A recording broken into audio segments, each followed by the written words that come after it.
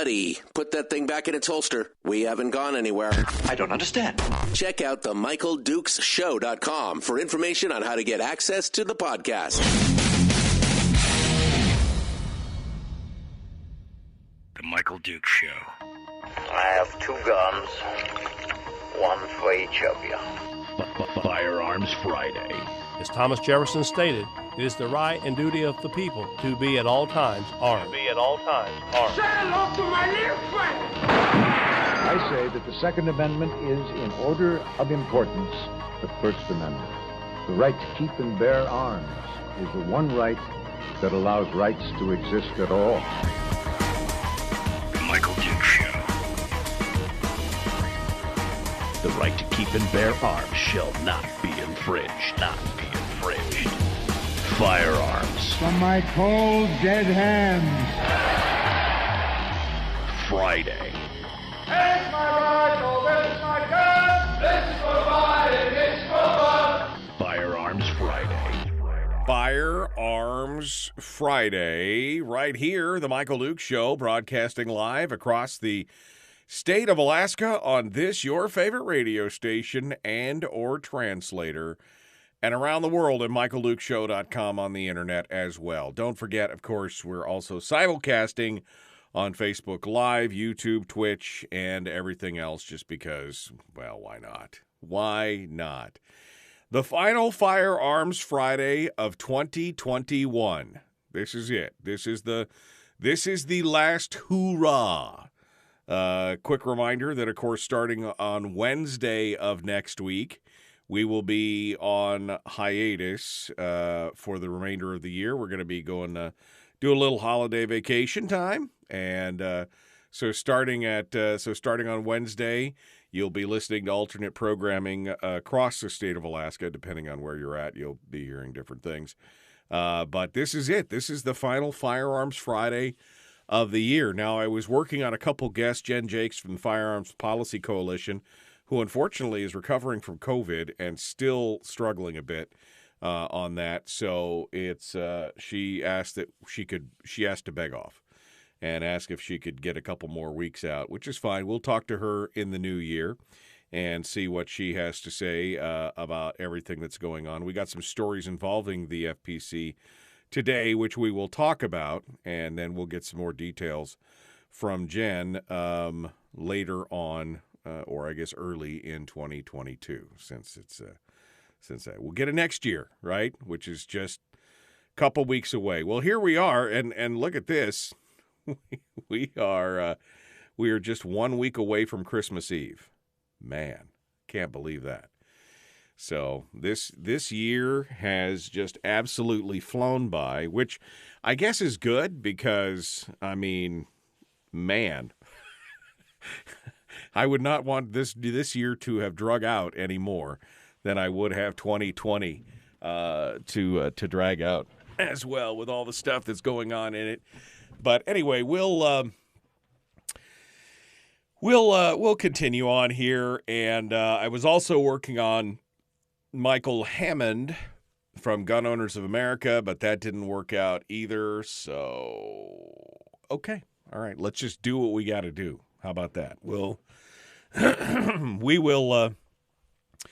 take on the final Firearms Friday of 2021 with a smile and with your help. So Firearms Friday, for those of you who don't know, is a way for us to talk about what I think is probably one of, well, as old Chuck Heston said at the beginning of in the theme song, is that in order of importance, the Second Amendment is actually the First Amendment. It's the one right that allows all the other rights to exist at all. I mean, we're the only nation in the world that actually has that listed in our foundational documents, that the right to keep and bear arms, that the citizen's right is enshrined and protected. That doesn't mean that we haven't had some issues. Doesn't mean that we haven't had some challenges in trying to keep those rights available and free. And in fact, we've had some great challenges. But I would say that 2020 and 2021. That I often talk about the I often talk about the silver lining of COVID, being like a focus on education and some other things, but really one of the interesting benefits of COVID as well. This uncertainty that came out of it, the people's, basically the people's fear that the government wasn't going to be there to protect them at every opportunity, that the government wasn't going to be there to take care of them in the event of, some of the unrest that we saw, amongst the George Floyd riots and everything else. And it really woke some people up to the fact that, that you can't have a cop on every corner, that the government can't be counted on to protect you in your own home or in your own, existential circumstances, that you can't demand that they are there at every moment of every day. And I think that was a wake-up call for a lot of people. And so you've seen a huge push. In 2020, we saw 8 million new gun owners join the ranks of the armed in America, and many of those folks were minorities and what we would consider to be more moderate or liberal gun owners. A lot of them got a huge education in what it was really like to try and acquire a gun, and they discovered that it wasn't quite as former President Barack Obama had described it. Easier to get a gun than it was to get a library book. It was not that way, and they were shocked. I tell you, that was what happened, that came out, and we're still seeing that this is the move moving into 2021 as well, and we're seeing more people becoming educated on the ways of firearms and why they are important. And what makes us kind of unique amongst the world when it comes to an armed citizenry, and why that is important to keeping the republic safe. And so that's how Firearms Friday was born. It was kind of born out of all that, and it is a very, very interesting. It's a very, very interesting look at freedom through the lens of those things. So that's why we talk about it every week. That's why we dedicate a single day to it and talk about these issues. And it's why we bring you on board to discuss them as well. So no guests today, but we do have something on Firearms Friday that we like to call Gun Q&A. So it's just a question and answer series. It's just, if you have a question that's related to firearms, we want to answer it. And there is no such thing as a dumb gun question. It doesn't matter if we've answered it 100 times before, we'll answer it again. And not that I'm the end-all, be-all of firearms knowledge. I mean, I got quite a bit, but, my Google foo is strong. And on top of that, I have some of the smartest listeners in the world. And if I don't know the answer to a specific firearms question or tactics or law or something like that, the folks in the chat room or some other caller will straighten us out on it and get us squared away on it. So I want to first and foremost open up the phone lines for those folks out there. The Pivotel call-in line, powered by our friends at Pivotel and Satellite West, at 907-433-3150. We'll open up those phone lines right now and say, if you want to talk about anything that's firearms related, we would love to hear from you. Anything that has to do with guns. Again, advice or laws or thoughts or questions, range reports, anything else. We'd love to hear what you have to say on that. I've got one line on hold. We're going to be to them here in just a hot second, and we'll get in on that. But first, let me just give you a brief dip into the headlines of what we're going to be covering here today. We're going to talk a little bit about California's new proposal. Governor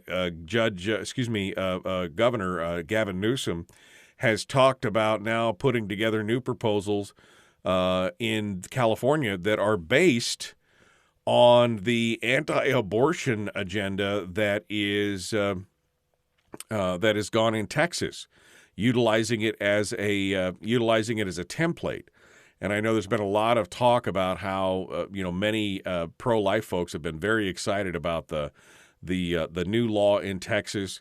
And while I am pro-life, pretty vehemently pro-life, I am opposed to this legislation, not for what they're trying to do, which of course is protect the unborn, but for the way that they're doing it. And unfortunately, it's got some real problems. And Gavin Newsom has pointed out exactly one of the flaws in this approach is that it is not relegated simply to stopping abortion. And we're going to talk about that, what he's doing with that law to prevent gun owners from being able to exercise their right. Some new news out of the whole Rust movie shooting with Alec Baldwin. We'll talk about that. We'll also talk about the shooting again in Oxford, the high school shooting, and the fact that the parents are now in custody. And while I think it's a good thing in this specific case, Tom Knighton over at Bearing Arms brings out some points and ideas that I hadn't considered before, and may make me reconsider the idea of trying to hold those parents responsible, in a blanket way, maybe through, again, specific circumstances. We should be talking about that. We'll also talk about the poll of Americans concerned over violent crime. I was just talking about the appetite for new gun owners. And we'll talk about some issuance, some issues that come back out of that with this 14. I don't know if you heard about this 14-year-old who defended his parents' pizza shop in Philadelphia. We'll talk about that as well. All right. So this is kind of all the final one that I definitely want to hit on today is Santa Clara County Sheriff's Lori Smith. She has now been indicted in this concealed carry bribery scandal, which I want to talk about as well. The hypocrisy of these folks is astonishing. So we'll talk about that as well. But first, let's go over to the phones before we run out of daylight on this segment and go over and see what you guys have to say. Good morning. Who's this? Where are you calling from? Hi, Mike. Jeff from Homer. Morning, Jeff. Good morning.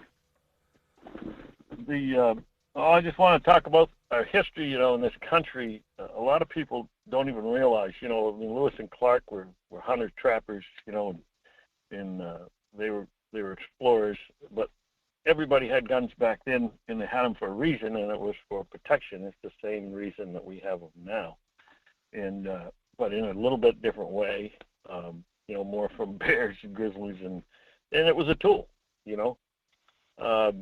That's kind of lost on this country now in a lot of places. It isn't on me or somebody that hunts a lot, but it's a tool. It's never been anything but a tool and something to protect ourselves with.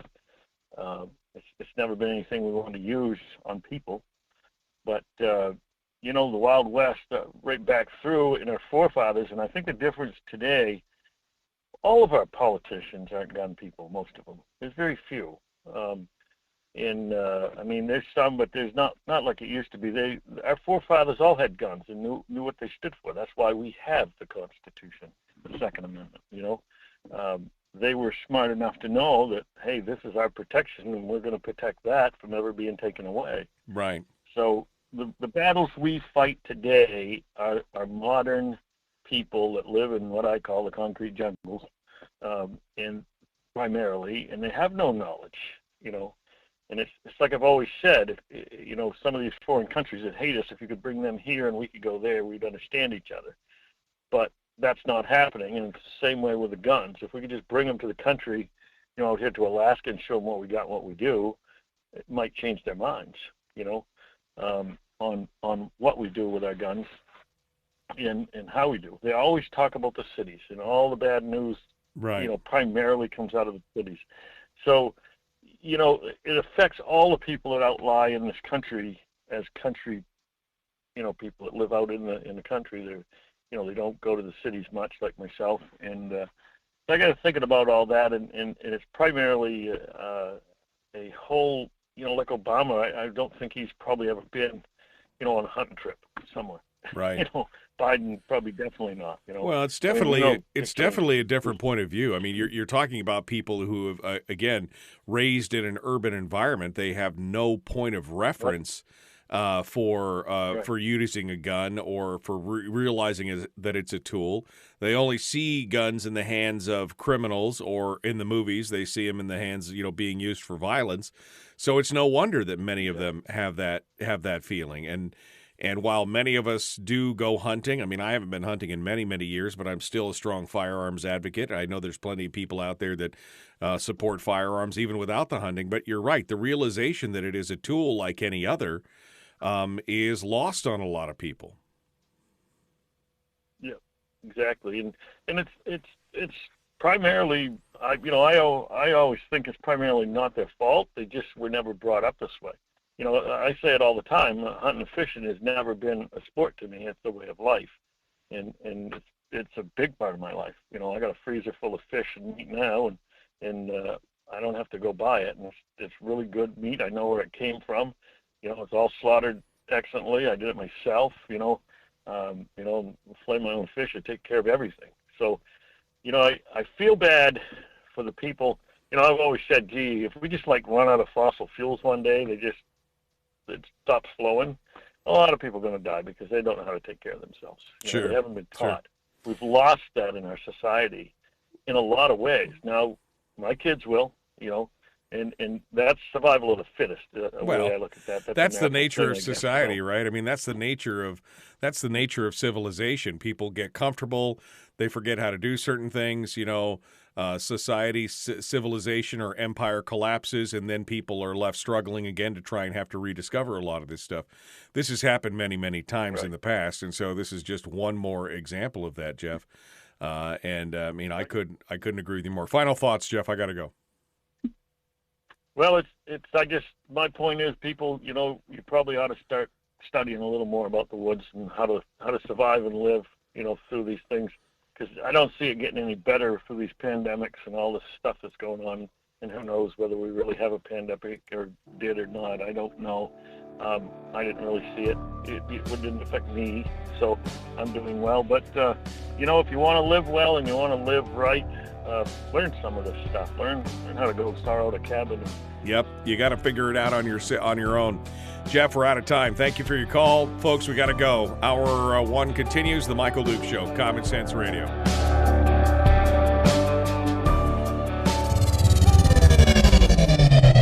Your mental suppository. The Michael Duke Show. Okay, Jeff, I tell you final thought, and you just go and go and go. You're the Energizer Bunny. All right. Hawk just said something in the chat room that I think is kind of interesting. He said, "Good morning, everyone. Didn't get the Facebook notification, but did get the Twitch and the YouTube notifications." So there's an interesting point for those of you who have complained that YouTube. I mean, I fully think that a lot of times YouTube is shadow banning me on Fridays simply because I talk about guns. That's, maybe I'm wrong. Maybe it's just a feeling. It could possibly be, but I mean, I've stopped putting gun in any description, although the splash screen that you see at the beginning of the show does say Firearms Friday on it with, you could partially see my rifle there, but Facebook's smart enough to be able to read words on an image, so maybe that's it. But, who knows? Who knows? But if you want to get notifications and make sure you do, then you can always subscribe to my YouTube channel and to my Twitch stream as well. And you can, you can go in there and make sure you get you'll get notifications one way or the other. How about that? And then, of course, whenever I load the podcast, I get to add the words guns and firearms back into it when I'm, because I put the description from the show into the podcast, and I find it ironic that I have to add the word firearms and guns and stuff to the descriptions and the headlines, because it's like a little shameful thing, right? I can't talk about it.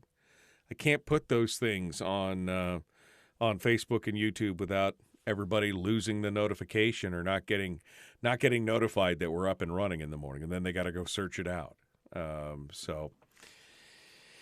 Well, such is the way of things. All right.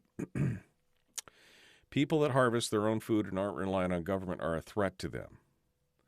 Are we talking about people in the urban areas? Is that what you're saying, Henry? That people that harvest their own food and aren't relying on the government are a threat to people in urban areas? I would like to think that they don't really think about us at all, quite honestly. Mostly because we don't really think about them. But there are certain issues that tweak our melons on that a little bit. I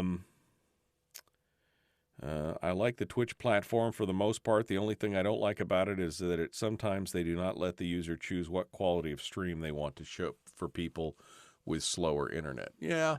Well, I think that they're assuming Twitch is made mostly, and Twitch actually, it has a whole bunch of different stuff on it now, but it was predominantly a gamer platform where they would stream games. And so I think that they're assuming that most people who are doing that probably have a pretty healthy internet connection.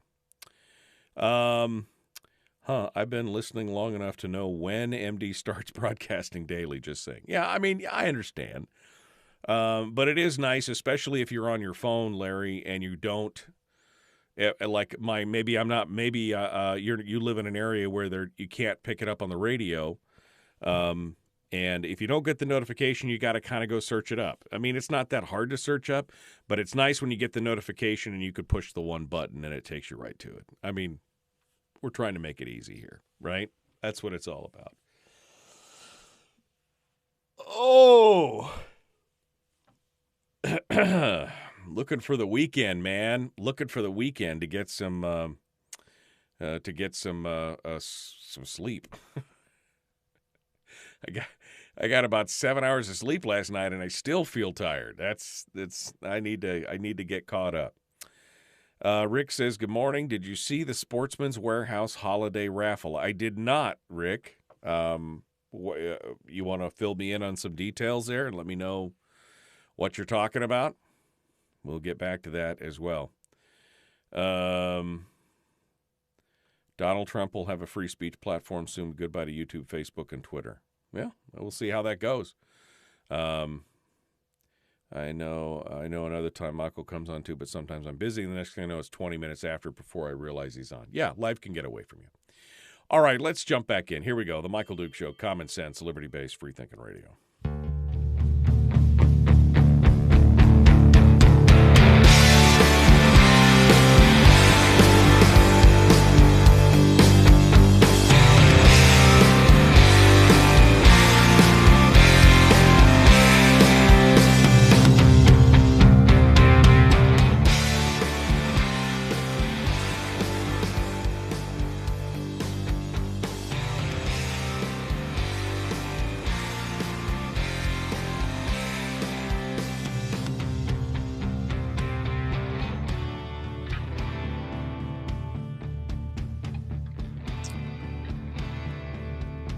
Well,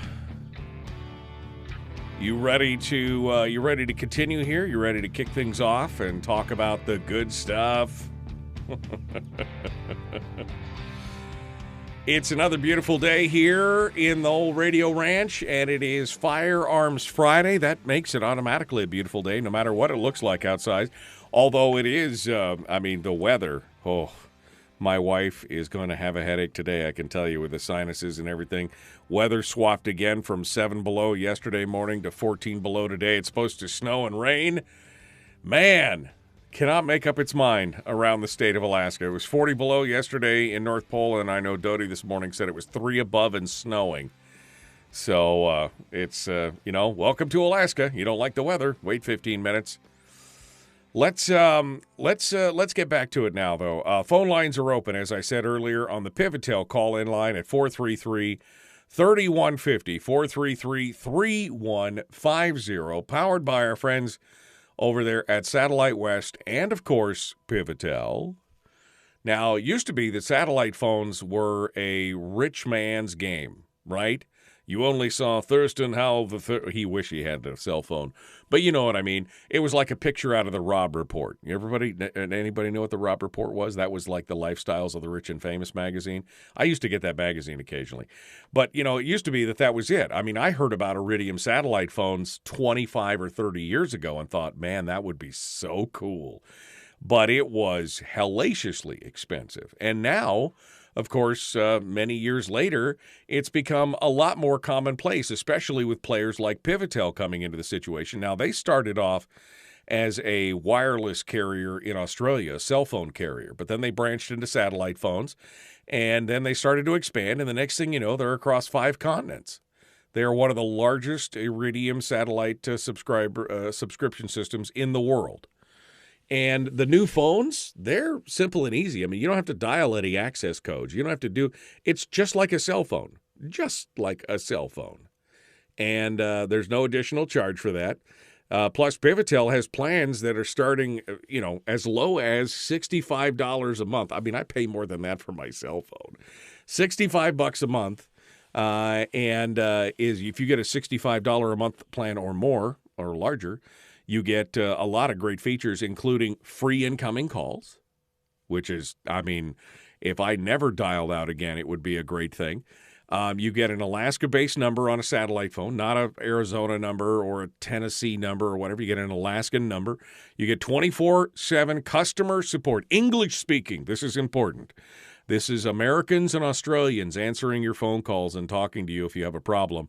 Not some guy, named Robert. My name is Robert. I'm calling you. No, I don't think your name is really Robert there, Rahish. I think you're, so there won't be any language barrier if you have any kind of problem. And you get the biggest bang for your buck. I mean, the best features for the dollar. It's what it does. And by the way, $30 of that $65 a month plan or more, $30 of it goes to your outgoing calls or texts. Yes, it will text. I know there's a lot of people out there who'd rather just text than do anything else. So anyway, the folks at Pivotel and Satellite West are here to help you. And if you want to find out more, you got to go see a dealer. And they're all local dealers all across the state of Alaska. So in Dutch Harbor, it's Lundy Marine Electronics. You go see them. In Fairbanks, it's Arctic Fire and Safety. In Homer, it's South Central Radar on the Spit. In Seward, their newest dealer is Communications North in Seward. In Kodiak, it's Radar Alaska. And if you are in Wasilla, Soldotna, or Anchorage, you can go see the folks at Safe and Sound and find out more about a Pivotel satellite phone from the folks at Pivotel and Satellite West. Many thanks to them for sponsoring the program and being part of it today. That being said, the phone lines are open, and 433-3150 is the number. We've got one line on hold. Let's go over there and see what you guys have to say. Good morning. Who's this? Where are you calling from? Morning, Mike, from the interior. Got a historical firearms question for you. Sure.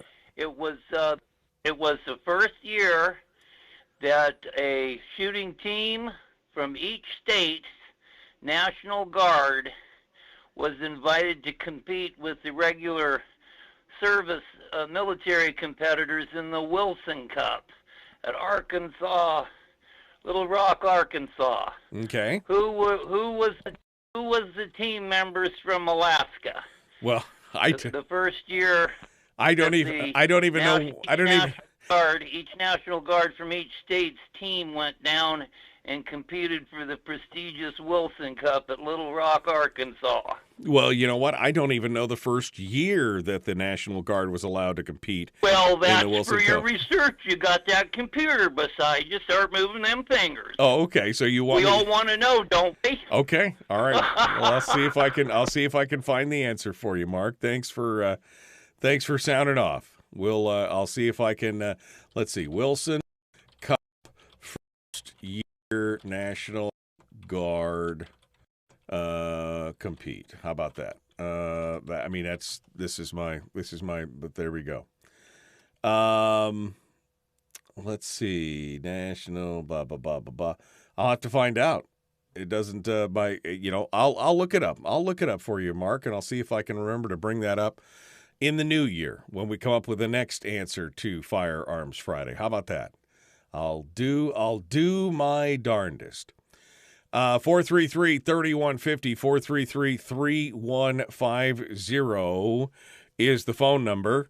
And if you want to sound off and participate, you can do that by simply giving us a call, or you can also send us an email. The email address is right here, me@michaeldukeshow.com, me@michaeldukeshow.com. For those of you in the chat room who are asking for it, it's right there on the screen. It's been there the whole time. me@michaeldukeshow.com. You can send me an email with a question or a comment about firearms. We'd love to hear what you have to say, and just drop me an email, and we can get it done and talk about it. All right. Well, since we don't have any more phone calls, let's dive into some of the headlines that are going on out there. I am looking at Gavin Newsom and his move here. Now, Gavin, I think, has been emboldened by the failure of the recall effort in California to remove him. I think that the pucker factor was high for a little bit.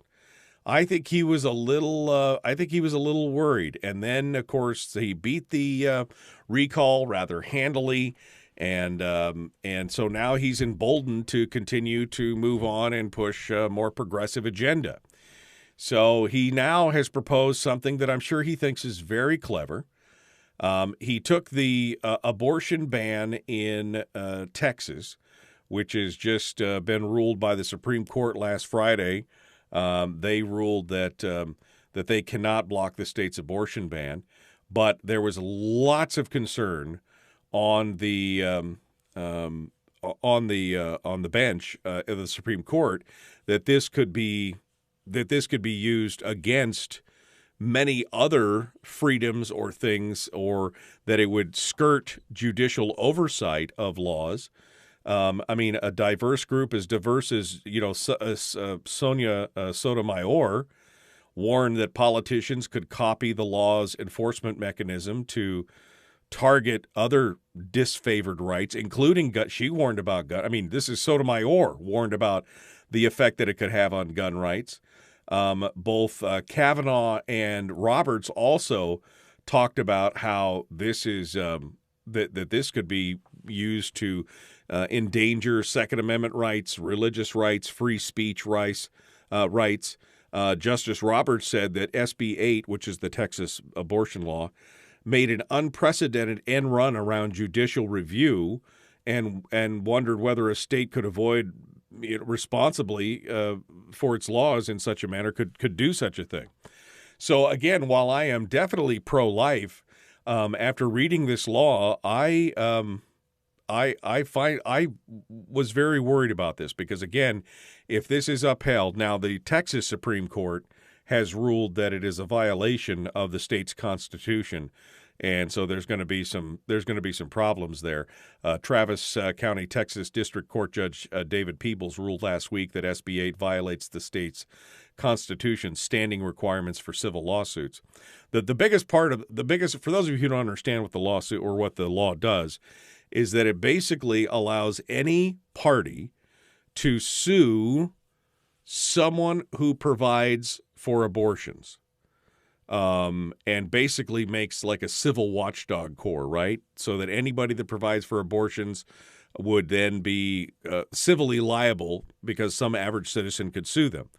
Now, while I applaud some novel thinking, and again, I would like to see anybody, I would like to, protect the unborn on that thing. That opens up so much of a can of worms that I'm seriously concerned. And here comes Gavin Newsom stepping into the gap. He is going to take that Texas abortion law and flip the script and use it as a template to do the same thing to gun manufacturers. In fact, he said that he would do so. A day after the court's decision, he threatened to do just that by basically authorizing private lawsuits against people who sell assault weapons or do-it-yourself gun kits. So if you sell an 80% receiver or an assault weapon or everything else, anybody, not just the government, anybody can sue you. And it's not just them. It could be even the manufacturers. The California governor directed staff to draft a bill that would allow private citizens to seek injunctive relief against anyone who manufactures, distributes, or sells an assault weapons or a ghost gun or parts in the state of California. The Firearms Policy Coalition has been fighting this. They actually stood in opposition to the abortion law in Texas, not on the basis of the fact that it was pro-life, but on the fact that it was of what it would do for the potential of firearms rights across the country if other states attempted to do that. They could see the long-term effects of this. Now, we do have the Protection of Lawful Commerce and Arms Act, which it's a federal law that blocks lawsuits against gun manufacturers, but there are, of course, all the gun companies, the stores, the manufacturer, or the distributors, the wholesalers, all the people who are on the chain. They could be on the hook for this. Now, the Texas law only says that they're only able to get $10,000 per occurrence plus legal fees, but that's just in that. What if they made it $500,000? What if they made it $100,000? What if they made it $1 million for each instance of being sued? It's problematic. Now, there's no word as to whether Gavin, some people say he just is grandstanding. Other people say, wow, that was really loud. Some people say he's grandstanding. Other people say that he really might have this in mind. I don't know, but I'm really worried about this. We're going to keep an eye on this, and we'll see where this goes from here. I got more stories coming up. We'll be talking about Washington State and their new spate of gun laws. Oof, baby. We'll be back with more. Don't go anywhere. The Michael Duke Show. Common sense, liberty-based, free-thinking radio.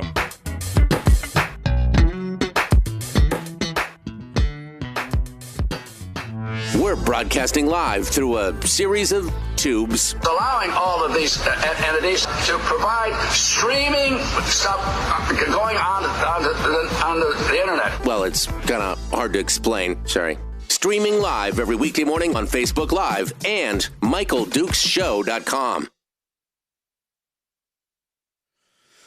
Okay. All righty then. How you guys doing? Man, do I got a boatload of emails here. None of them for the show.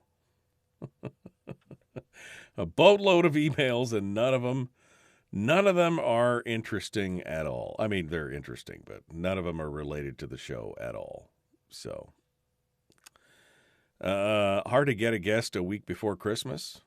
No, not really. Hard to get a firearms guest when they're recovering from COVID or when they're tied up in Washington, D.C., but not that you listen to this show for the guests, right? It's for my winning personality. That's why you guys listen to the show, to see this handsome face and to listen to my beautiful golden dulcet tones. Speaking of guests, coming up on Monday, Mike Schauer will be with us for the last hour of the program on Monday, and we're not going to talk about politics at all. We're going to talk about, I don't know, planes and how he got started. We'll talk about Christmases and all kinds of stuff like that. So that's going to be coming up on Monday. On Tuesday, Brad Keithley will be joining us with the Holiday Top 3. We'll be talking with Brad about that, and then Chris Story will come on Tuesday as well, and then we will finally we'll finish it up on Tuesday with Willie Waffle with a special holiday week Christmas movie review. We're hoping to talk about. What are we talking about? We're going to talk about The Matrix. We're going to talk about some of the Christmas specials that are coming up. It should be fun. Hawk says, get Ted Nugent to come on Firearms Friday sometimes. Ted Nugent's been on the show twice before. He is very difficult to get on. I will tell you that I had to work. The last time I did it, it took me 3 months to get through to the right PR people because they had changed from one show to the other, and it was very difficult. But anyway, yeah, no, it's we have had Ted Nugent on the program in the past, so that's a good deal. That's a lot of fun. What does he say? Brass rainbows for everyone. Brass rainbows for everyone. All right. Let's see. Friends of NRA raffle, 49 guns. I believe the California Air Resource Board recently banned gas-powered landscaping equipment, brush cutters, weed whackers. Oh, chainsaws. I mean, everything. Yeah, no. Chainsaws, generators. I mean, good luck. I mean, you could still buy them other places if you have them in your possession. You just can't sell them or buy them in California. Yeah, no gas-powered mowers, no nothing. They know exactly what they're doing there in the state of California. They know exactly what they're doing. Good morning, Robert from Salcha. Thanks for coming on board and being part of it with us today. We appreciate that. Let's see. Let me go to my email inbox here. Let's see. Somebody just said that they want. Oh, Rick sent me an email, right? Rick, I don't see your email. You said it's in my email, but is that email there? It's this. If you could send it right here, Rick. See where my finger is pointing? Me at michaeldukeshow.com. So we can get that done. A comment from the Twitch chat. Bro, your beard is badass. Thank you very much. I haven't even trimmed it properly yet. Wait, there's more. It's going to be better. It's going to be even better tomorrow. No, it'll be better next week. Getting a little more of a pointy trim going on there. Yeah, I'm feeling pretty good. Got it trimmed down. Got the stash, got the mustache, got the thing. Yeah. So anyway, Gun Q&A is open for the day. Whatever you want to talk about here on this Firearms Friday, we'd love to hear about it from you. Phone lines are open at 907-433-3150 for the Pivotel call-in line. When am I shaving it off for charity? You know, I shaved off my beard about, I don't know, must have been 8-9 years ago. I shaved it down to a big handlebar mustache for Halloween. For the outfit that I was wearing, I shaved it down all over the place, and still didn't like it. I've been wearing a beard for 20 years, and still happy to do it. And yes, Yeager, if you got a question, you can type it in the chat room there. We will try to answer it to the best of our ability, and we'll get it done. All right, we're 40 seconds out. Remember, you can like and follow the show page. You can like and share this video on Facebook. You can hit the subscribe button on YouTube. Make sure you ring the bell. And if you're on Twitch, make sure you follow on Twitch as well. We are multicasting across it as well as getting ready to rejoin the radio here. I shaved mine off, says Brian, and my kids freaked. Yeah, I don't think my younger sons have ever seen me without a beard. I mean, they did see me without they saw me with a big mustache, but yeah, I'm ready to go. All right, here we go. Let's jump back into it. Back to the radio, The Michael Dukes Show.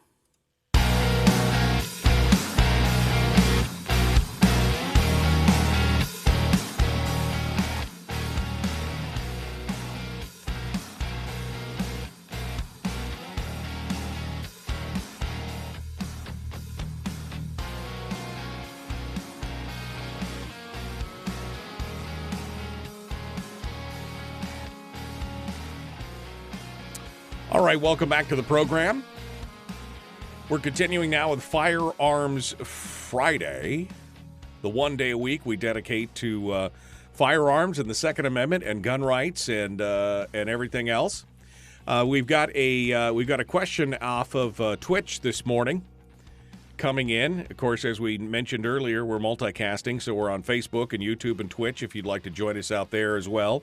If you've fallen from your radio and you can't get up, Yeager on Twitch asks, how do you feel about the recent school shootings?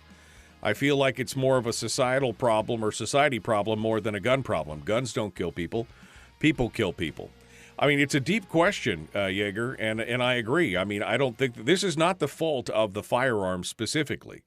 I mean, there's a lot of links in that chain. I mean, and a lot of questions, specifically in this last shooting. But a gun is just a tool, like any other. What about the people that mow people over their vehicles? I mean, nobody blames Ford Motor Company for that, for doing it. They blame the person, and we've seen that several times where vehicles have been used to do that. We saw that most recently. Just a few weeks ago, where that guy was running people over with his SUV. And yet nobody blames, again, Ford Motor Company or wants to try and ban cars out there. So this has got there's a much deeper issue here.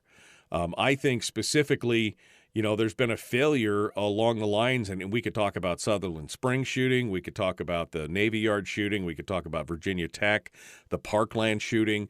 There's been so many of these shootings where many of these individuals have had multiple interactions with law enforcement. There's been plenty of opportunity to flag them to say, we got some problems here. And the system has kind of failed us. And so I agree that kind of points more to a societal problem than anything else. In the case of this latest shooting from Oxford, Michigan, I think that there's I have a lot of questions about what the parents were doing, what kind of parenting was going on here. I mean, the timeline is the father bought the firearm on Friday. The kid was posting on social media on Saturday with the gun, and that he and his mom were going on shooting. And then it was Monday or Tuesday, he got busted for looking up ammo in classrooms. His parents were called in.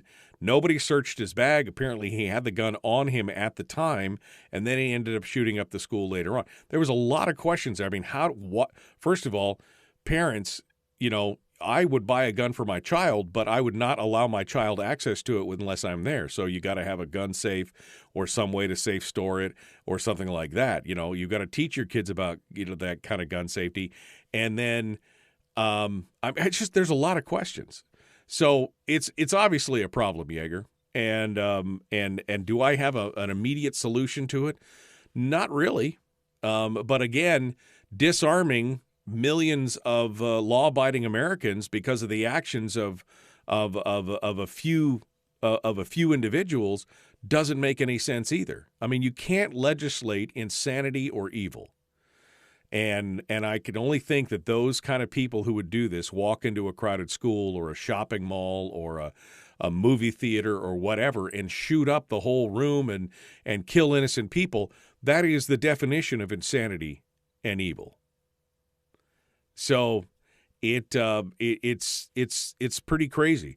I think it is more of a societal problem when it's all said and done.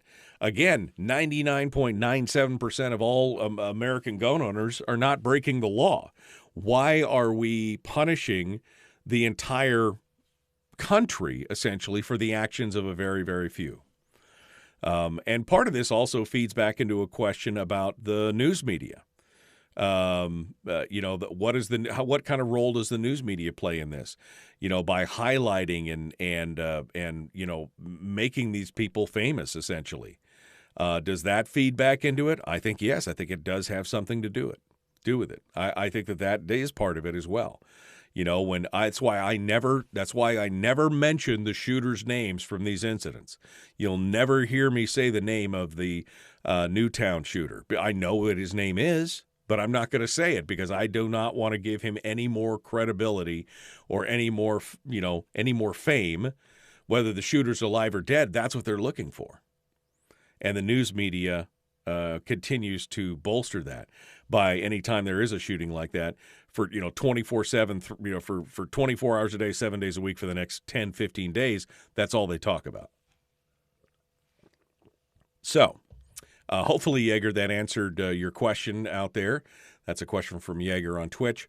We got some phone calls as well at 433-3150, 907-433-3150. The Pivotel call-in line. Let's go over to the phones and see what's going on. Good morning. Who's this? Where are you calling from? Good morning, Mike. Mark, to answer your question, you were saying about what's going on with the kids and stuff. Well, they're not being taught appreciation for the provisions in the Constitution. This has all been displaced by this Marxist teachings, and it's having an effect on the kids. The kids know they're being brainwashed, and they're not being taught about providence, the Creator, the meaning of our constitutional provisions, which should be rudimentary, very cogent, very basic, very fundamental. We didn't learn anything about our 90-10.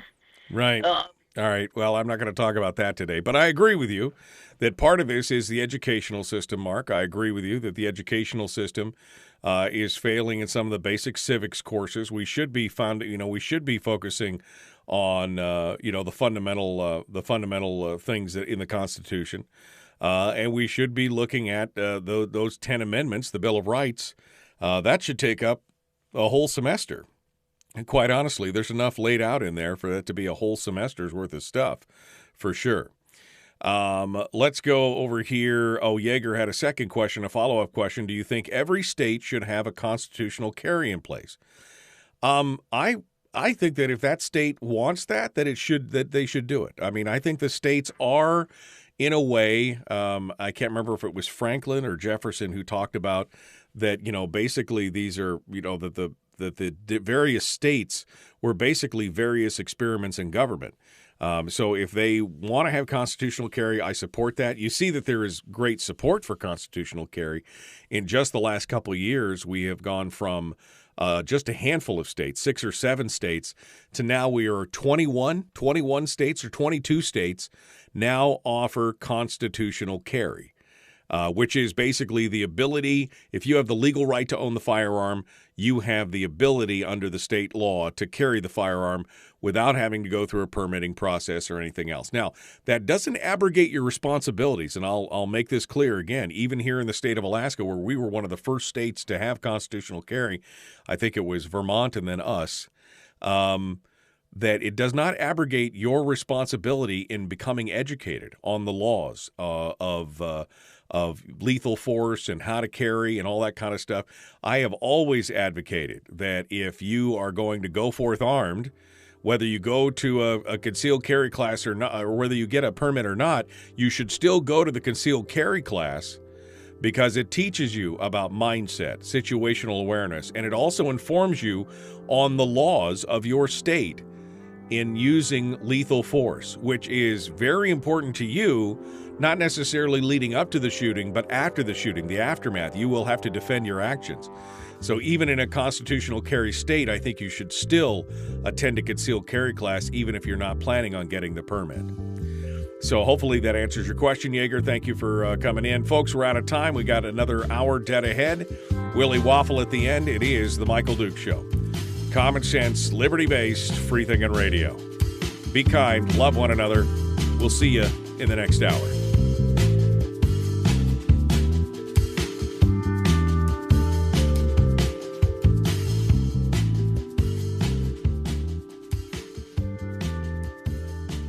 All righty.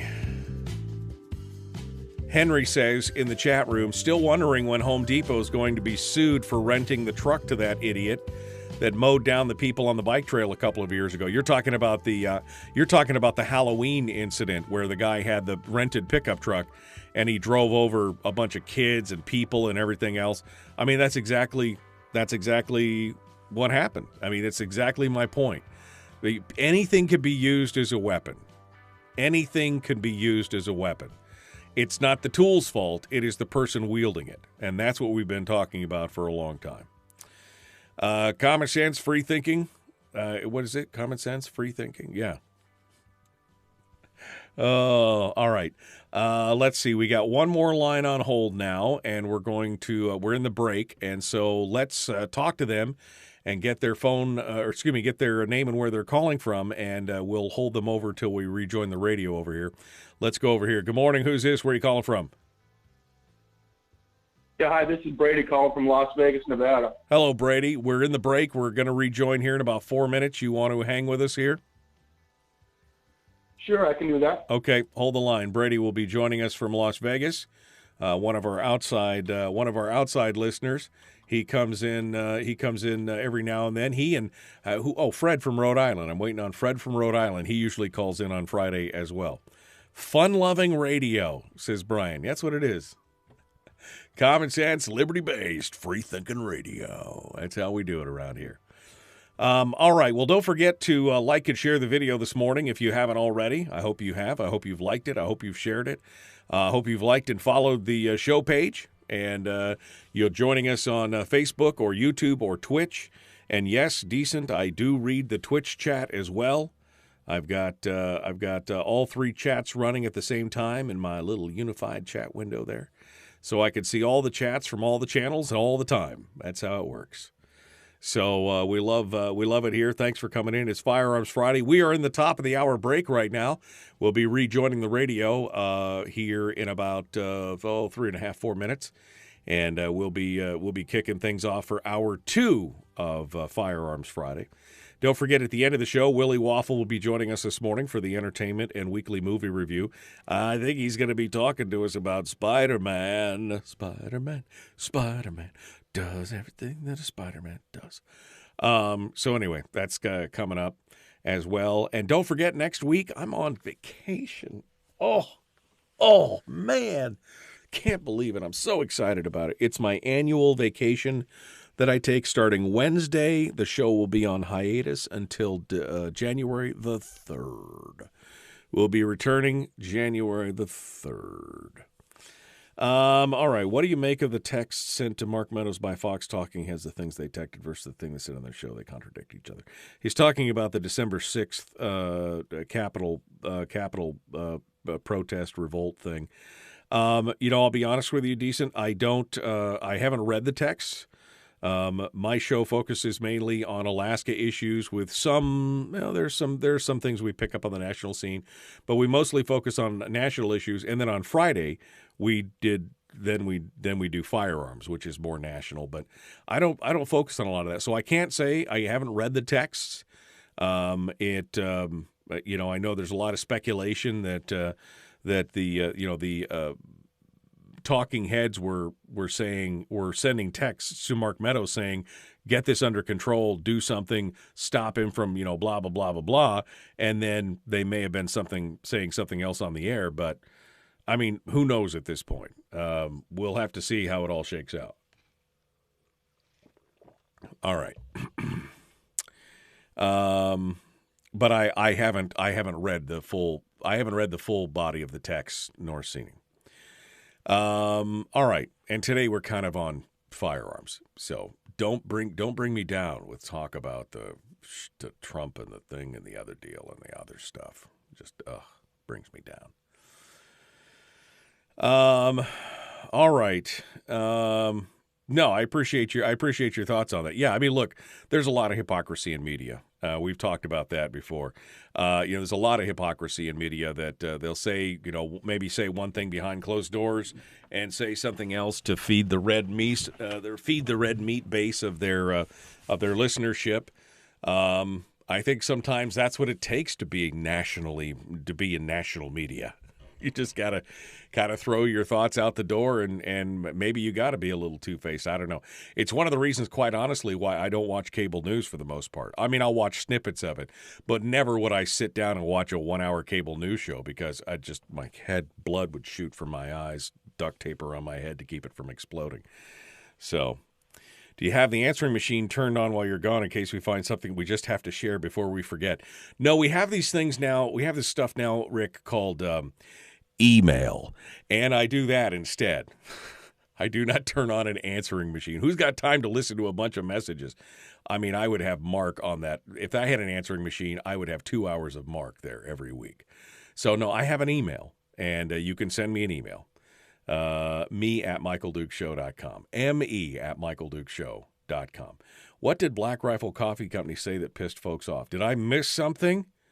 I don't know. I don't know what you're talking about here. They denounce as extremist Black Rifle Coffee Company. I'm looking in news now. Is there anything new? Black Rifle opens a new store, 2 new stores in Austin. Here's the thing, small bites, blah, blah, blah. I don't see anything that is saying that they're that you'll have to fill me in on that, Jim. Nothing in the news feed for Black Rifle that says anything bad. All right.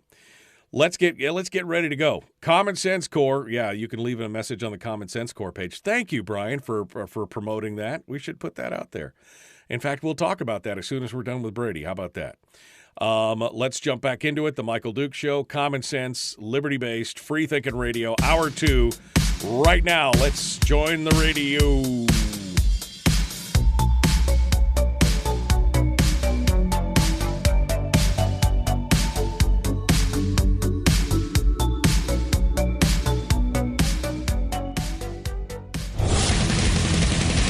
Whoa, buddy. Put that thing back in its holster. We haven't gone anywhere. I don't understand. Check out the MichaelDukesShow.com for information on how to get access to the podcast.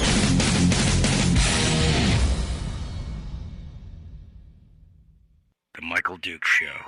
I have 2 guns, one for each of you. Friday. As Thomas Jefferson stated, it is the right and duty of the people to be at all times armed. Say hello, my little friend. I say that the Second Amendment is in order of importance the First Amendment. To keep and bear arms is one right that allows rights to exist at all. The Michael Duke Show. The right to keep arms shall not be infringed. Not be infringed. Firearms. From my cold, dead hands. Friday. Take my rifle, this is my gun. This is for fighting, this is for fun. Firearms Friday. Oh, yeah, baby. Firearms Friday, your chance to sound off on issues of a two-way nature. Guns, firearms, gun rights, laws, Second Amendment stuff. It's all right here on the Michael Duke Show, broadcasting live. This is the final Firearms Friday of 2021. We're getting ready to wrap things up, but we got one line on hold. It is open line, open gun forum today. All phone calls about a gun nature are welcome. You can hit us for gun Q&A and everything else at 907-433-3150. Let's go over here and chat with Brady, who's calling today from Las Vegas. That's where he's at. Good morning, my friend. How are you? Hey, I'm doing fine, Michael. How are you? You know, it's another beautiful day. It's above zero. What more could a guy ask for? What's happening down in beautiful Nevada? Kind of had a problem last night. I got a text from my son's principal stating that there was going to be shootings in the classroom today. So my son is at home. Instead of celebrating Christmas the Friday, they were going to do some special things at the school. I don't know how many kids are staying home today because of threat of violence of a shooting that was posted on TikTok. Here we go again with protecting our kids at the school. I don't think any of the teachers there are armed. So just a little phone call like this shuts down a whole school system. We're in big problems, Mike. Is that what happens? So somebody makes a threat or purports a threat and they shut down the whole school system because of it. I guess I would say, first of all, I guess better safe than sorry. I guess I would also say reason number 263 why I homeschooled my kids. But also, why aren't we addressing this challenge head on? Why aren't we encouraging teachers and staff members in being able to protect themselves? And instead of doing these stupid shooter drills where they lock themselves in a closet behind a locked door and stack the desks up and hope it'll be enough to stave off a mass shooter, why aren't we teaching them more about being able to defend themselves or providing security in the hallways, etc.? It's kind of crazy because here you got a school with 2,000 kids in it.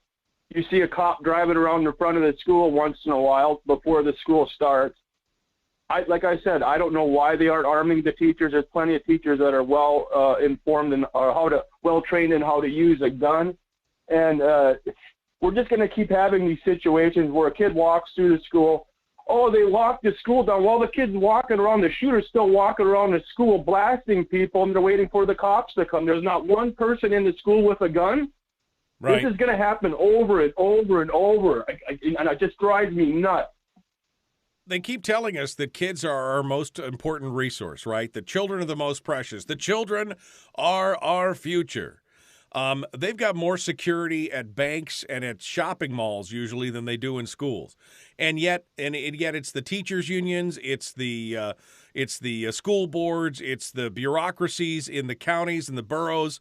They're the ones that usually are standing up against this, saying, "Well, we shouldn't have armed people in there. That's not a good learning environment." You also know what's not a good learning environment? When somebody comes in and shoots up the school. That's not a good learning environment as well.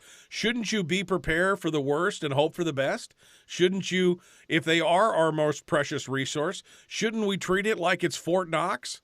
I mean, I'm asking for a friend. I mean, why would you want to send your kid to a school where you know that they could potentially become a target and not get it? Where do shooters go, Brady? Where do shooters go when they're going to shoot? Well, where they usually go, wherever their classmates are. That's what the norm is lately. Right. And, the funny thing is you're talking about protecting the kids at the school, just like New York's doing. You're going to see across the whole country now. They're going to be installing defibrillators in the schoolroom and having nurses and doctors on site that know how to do CPR due to the fact that these death jabs are blowing these kids' hearts up. Yeah. And they're trying to do child sacrifice. They're worried about putting a mask on all day long in the classroom for 6 hours. You're killing your kid from breathing all this CO2 in. You're worried about CO2 in the atmosphere, but yet you put a mask on a kid and have him breathe CO2 for 8 hours. Come on, you idiots. Well, I'm done with these climate change BSers. I'm done with them.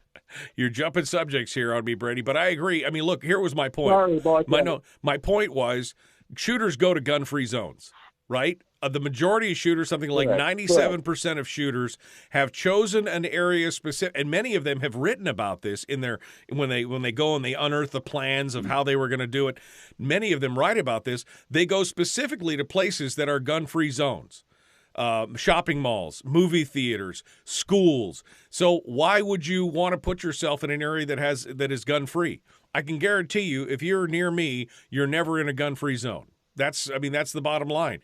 And why would they not put people who are armed and have the ability to fight back into an area to protect our most precious resource? I mean, that's my question.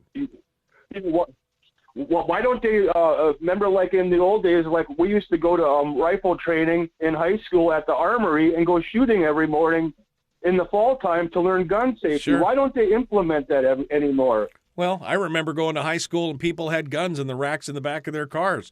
Can't do that now. You'd cause a stage 3 incident with the SWAT team would show up because you got a 22 or a 410 shotgun in the back of your truck because you're going to hunt grouse at the end of the day. I mean, it doesn't make any sense, Brady. I agree with you. Why aren't they taking these things on? It's a great question. It's good to hear from you, my friend. Merry Christmas to you down in Vegas. I'm wishing you a white Christmas. I know you guys will never have it, but I'm wishing it for you. Thank you for calling in, Brady. 433-3150. Let's go back over to the phones and see what else you have to say. Good morning. Who's this? Where are you calling from? This is Ron in North Pole, Michael. Hello, my friend. Something much more mundane than your previous caller there. I want to pick on the vast listenership you have. Does anyone have any experience with the new Walther PDP pistol? Oh, the Walther PDP? Okay. I don't know. Yes. I haven't seen it. I haven't even looked at it yet. Ooh, that's sexy. 9mm, 2021 Walther Arms. It replaces the PPQ, which was a great pistol. The PPQ was a great pistol. I have one. And personal defense pistol. Yeah, no, that looks like that is. I mean, Walther makes a good gun. I've got a couple Walthers, and I got to tell you, they make a really, really nice firearm. I'm impressed. Well, I can personally attest to the PDQ's trigger. It rivals 1911's. Yeah, no, it is definitely a good one. Well, we'll see if anybody has a range report for a PDP out there. Yeah. Maybe somebody has popped one out and popped for one, and they've taken it to the range, and they can give us some insight on it. I'd appreciate that. Thank you. All right, Ron. Thanks for calling in. Merry Christmas, my friend. If I don't talk to you again, hope you have a merry one this year as well. Ron up in North Pole. All right, well, that clears out the phone lines. I had a couple more lines on hold, but they didn't want to stick around, feel free to give us a call if you want to talk about firearm stuff. We'd love to hear what you have to say on this beautiful Firearms Friday. Somebody in the chat room reminded me that, hey, if you want to be a member of the Cool Kids Club, you could become a member of the Common Sense Corps. What is that, you ask? Well, it's kind of like our fan club. It's kind of like how you support the show and how you get access to special things like, access to the private Facebook chat group that we have. The Patreon, patreon.com/Michael Duke Show is where you go to become a member of the Common Sense Corps, or you can go to my website at michaeldukeshow.com and just click on the Join the Corps banner at the top of the page, and you'll get access to the private Facebook group. You'll get, depending on what level you join in at, you can get free beard curler coffee. You can get some other swag. I got all kinds of rewards in there, which I'm usually pretty good about making sure that I'm on top of, but it's all me doing it by myself. So you have to be patient with me sometimes. But we talk about stuff all the time. The Common Sense Corps has always got some great stuff in there. So if you'd like to support the show, you like the show, you want to support it, head on over to our Patreon or just go to michaeldukeshow.com and click on the Join the Corps banner at the top of the page to become a member of the Common Sense Corps. That's right. That's our own personal fan club here on the Michael Duke Show. So feel free to jump in and do that. It's been a while since I talked about that. And many thanks to some of the newer Corps members. Somebody that I forgot to let me see. New patron. There you go. There we go. Let's see if I can find it. I saw a new one the other day, and I meant to mention it, and I think I forgot. And that's one of the things I'm supposed to do is mention you on the air. So I'll figure it out here. New Patreon. There we go. All right, we'll figure it out, and I'll mention whoever they were because we want to say thank you to all the Common Sense Corps members for being part of it and for supporting the show and putting a little coffee in my cup and put shoes on my kids' feet and all that kind of stuff. So we appreciate that. All right, 433-3150, the email address, me@michaeldukeshow.com, me@michaeldukeshow.com. A question from the chat room. Patrick asks me my thoughts on 10-millimeter pistols. I got to be honest with you, Patrick. I love me all different kinds of pistols. And I have never owned a 10-millimeter, but I have shot them. Of course, the federal government there fell in love with 10-millimeter pistols for quite a while because they had, more stopping power than a 9-millimeter and everything else.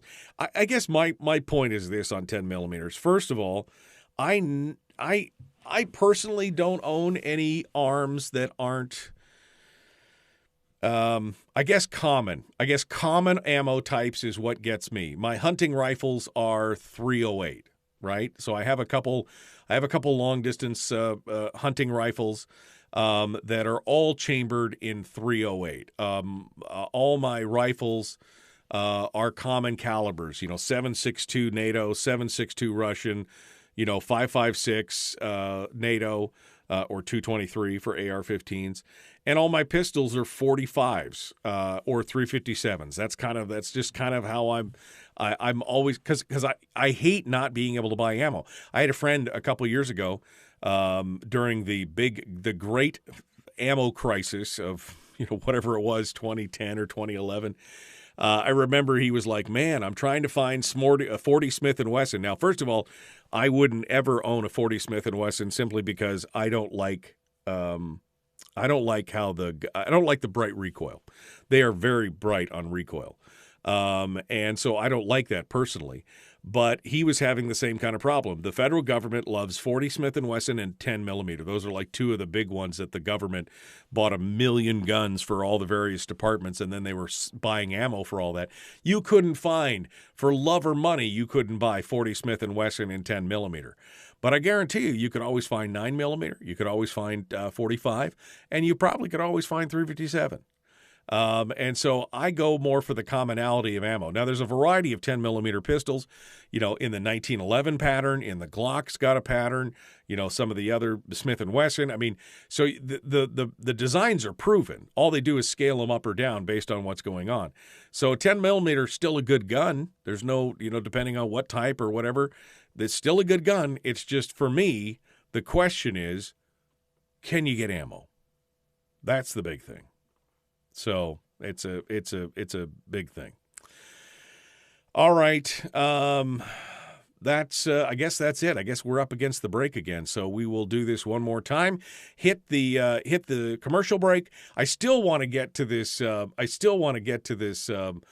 Story about this California sheriff who has been indicted now on this concealed carry bribery scandal. I don't know if you hear California. Only in California, right? Can you see this kind of stuff? We'll talk about that here in just a minute, and we'll take more of your phone calls. 433-3150. The Michael Duke Show continues. It is your home for common sense, liberty-based, free-thinking gun radio today. Back with more right after these messages. Don't go anywhere.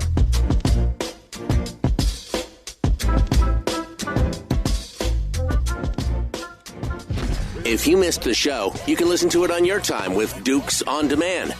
Oh, and it's free. Like America used to be. Streaming live every weekday morning on Facebook Live and MichaelDukesShow.com.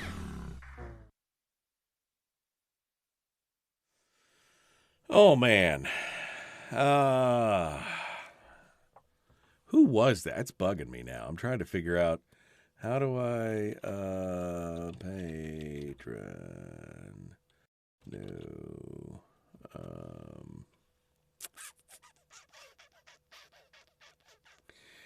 I think I'm going to have to I subscribe. I subscribe to so many Patreons that I think I'm going to have to actually go to Patreon to see it for myself, here. Let me do this over here.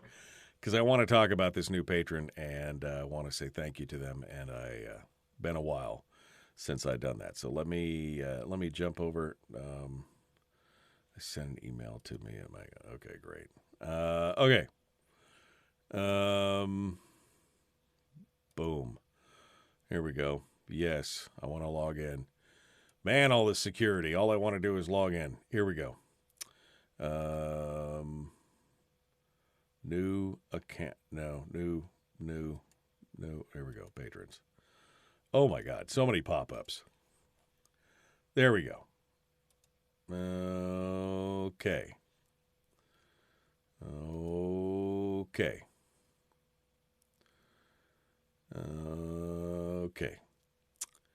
Well, Kathleen is one of the last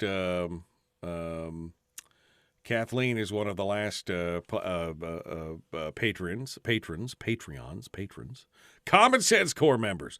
Kathleen is the latest member of the Common Sense Corps. So, Kathleen, thank you for jumping on board. We appreciate that. Gordon also jumped on board, and Ron, thank you so much for coming in, being part of this. I appreciate that. So we got to say thank you to all those folks as well. So feel free to do it. Phone lines. Okay, phone lines are there. Phone lines are open. Let me go back over here. See what you guys want to talk about. Harold said he wasn't a member of the Common Sense Corps because he's got kids to feed. No juice for you. That's okay. That's why it's still free, baby. It's the libertarian philosophy of give what you want, take what you want. You can take out of this show whatever you want, and you can give whatever you want. All right. Homeschool, says Lou.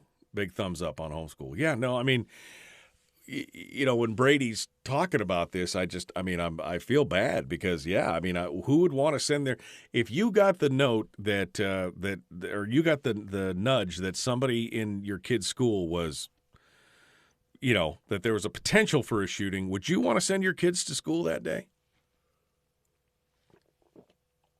I wouldn't.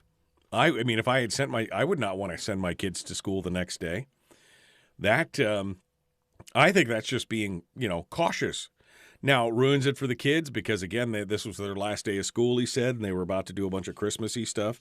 or holiday stuff or whatever it is, that they don't allow you to talk about Christmas in schools these days. It's all holiday and everything else, which is fine. But yeah, so the kids lose out and everything else. But I mean, would you take that chance? I wouldn't. I'd buy the kid a box of Christmas cookies and put on a big series of Christmas movies and say, we're having a party in the house today. Again, reason number 518 why I homeschooled my kids. I wouldn't ever want them to be faced with those kind of situations for sure. All right, 433-3150, 433-3150. You guys got all quiet and non-chatty. What's up with that? What's up with that? This is a talk show. You're supposed to talk. Oh no, I'm supposed to talk. Okay, I guess I've got spoiled.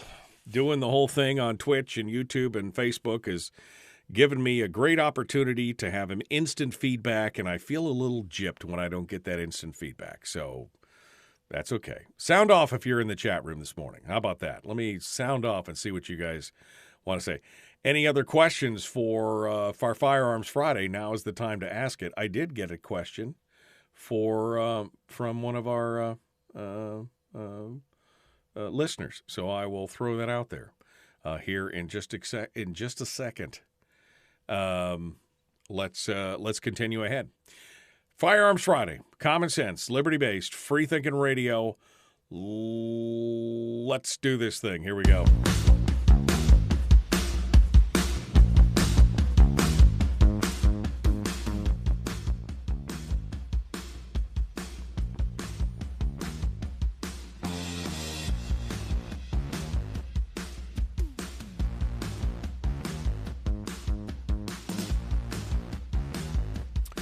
All righty.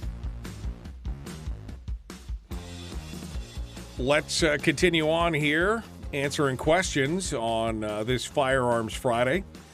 I got a couple questions in the chat room, one on the email. We're going to talk about that here in just a second, but I wanted to talk first of all about this continuing bribery scandal that's been going on down in Santa Clara County, California. Now, California, it's the haves and the have-nots. If you're connected, if you're politically connected, if you're law enforcement, if you're whatever, you are the only ones that are trusted with being able to protect yourselves because, the California concealed carry laws are so stringent and you have to have a reason, just cause to be able to do it.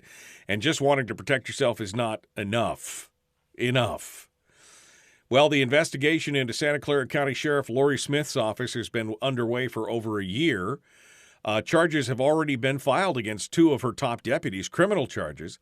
And now, finally, a grand jury has indicted the sheriff herself for her alleged involvement in a pay-to-play bribery scheme involving the issuance of the rarely granted concealed carry permits in exchange for cash and gifts. They unveiled it late Tuesday afternoon, and they accused the sheriff of a wide variety of crimes relating to the issuance of concealed carry permits, as well as the severe injury suffered by an inmate at the Santa Clara County Jail in a separate deal. Anyway, so count number one, illegally issuing concealed carry permits to VIPs. Number two, failing to properly investigate whether non-VIPs should receive CCW permits. Count number three, keeping non-VIP CCW applications pending indefinitely. That's a huge surprise there that they would bring that up. I mean, the bribery stuff and everything else, but the fact that she is taking applications from Joe, California, right? Just regular old Joe down the street, and she is holding them indefinitely. Count number four, illegally accepting sweet tickets, foods, and drinks at a Sharks game. Count five, failing to report said gifts. Number six, committing perjury by failing to disclose said gifts. And number seven, failing to cooperate with an internal affairs investigation during surrounding treatment of that inmate in Santa Clara County Jail. And interestingly enough, she testified before the grand jury herself in August, along with her second in command, and they all ended up invoking the Fifth Amendment against self-incrimination, which I'm happy for people to plead the Fifth, but sometimes it does not look good when you do it, And they didn't get far into it. I mean, they basically asked her what she did for a living. She said she worked for the sheriff's office for 47 years. And before he could even start asking about the CCWs, she invoked her constitutional rights over an innocuous request to summarize her law enforcement career. So she invoked her Fifth Amendment rights just over wanting them to just please summate, tell us what you've done in the last 47 years. I'm sorry, sir. Under Article 1 of the California Constitution, Fifth Amendment of the United States, and Evidence Code 940, I assert my privilege against self-incrimination, and therefore I'm declining to answer your question. I just asked you to summate what you've done to the police. Oh, it's not looking good. It's not looking good for her. But don't worry, California, they got it all handled. They got it all handled. I mean, yeah, apparently she got tickets to the Sharks game. She got to use the private box. Her two deputies got tens of thousands of dollars in cash payouts. And then there was another thing where she got a big cash payout to her reelection campaign as sheriff. And, no, it's not looking good. Not looking good for the old sheriff there in Santa Clara. I do have another couple questions here. I got a couple questions in the chat room and one on the email before I get to the phones. Dave sends me an email that says, I recently looked at a Ruger Max 9. I was impressed. 12-shot capacity and a small, comfortable semi-auto, very reasonably priced in my opinion. Any experience with one of these? No, I have not shot the Max 9. I've seen the specs on it and everything else, but I have not shot it. I do like Ruger firearms. They're one of my favorite firearms companies. So if it feels good in the hand, my friend, you could not go wrong with a Ruger, quite honestly, in my opinion. I don't think you could go wrong with a Ruger. I think that would be good. Terry in the chat room asks, suggestions for a small semi-auto pistol for a woman. She says, I have a 9mm Smith & Wesson M&P. I don't like it. Terry, again, my suggestion, anytime we get to this point, my suggestion is to always go to a gun store.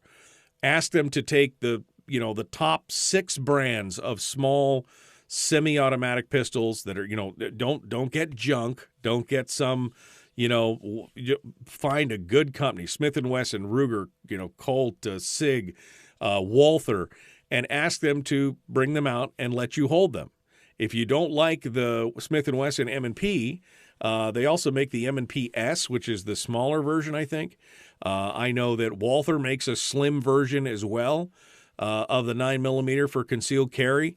But find one that fits your hand. If you don't like it, if it doesn't feel right, you're not going to shoot it. You're not going to practice with it. And so go to the store and check it out. Jeannie in the chat room suggests that you check out the single stack model of the Smith & Wesson, the 3953 single stack. See if that fits your hand. It's all about ergonomics. Everybody's hands are different. 1911 may feel good in one person's hand, not so much in another. Some people don't like Glocks, some people do. If it feels good in your hand, if it feels like an extension of your hand and it's a reputable company, you really can't go wrong on that.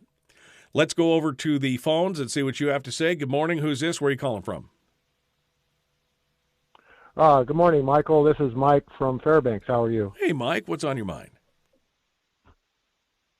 Oh, I just have a couple of quick comments here, questions, and then I'll listen to the answer off air, Mike.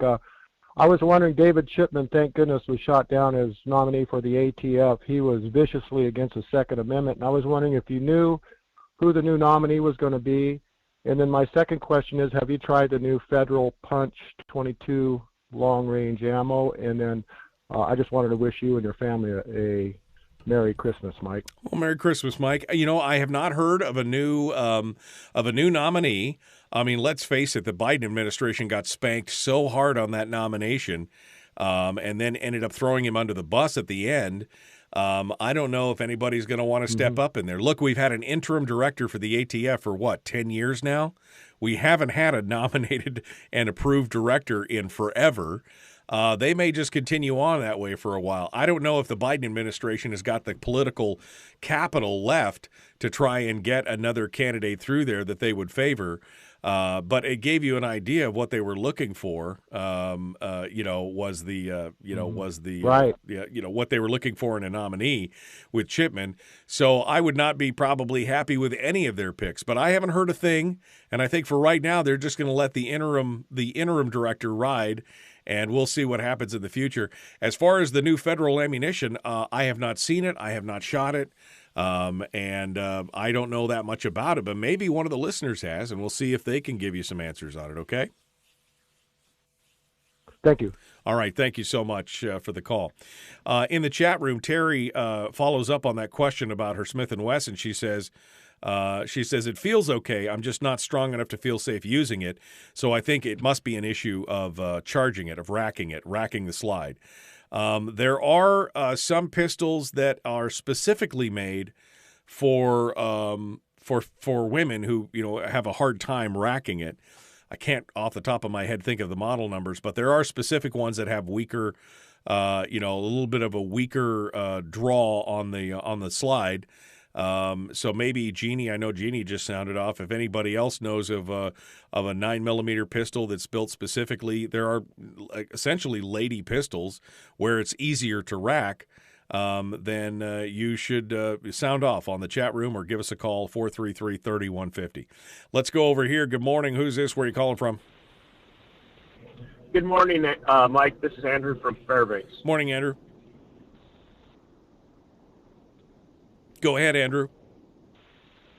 Oh, hey, have you heard of House Bill 38? It was passed by the House in 2017. It's the Concealed Carry Reciprocity Act. I have heard about it, but I think this was the one that was passed by the House, but was then fell apart in the Senate, if I remember correctly, right? Or I don't know. I just read it in an old NRA magazine, and I was really excited to think that you could carry your rights across state lines. No, I mean, it's a good idea in theory. I mean, I've always been a little bit concerned about reciprocity acts because of, they can monkey with it and screw up the rights in many states that don't have laws like that.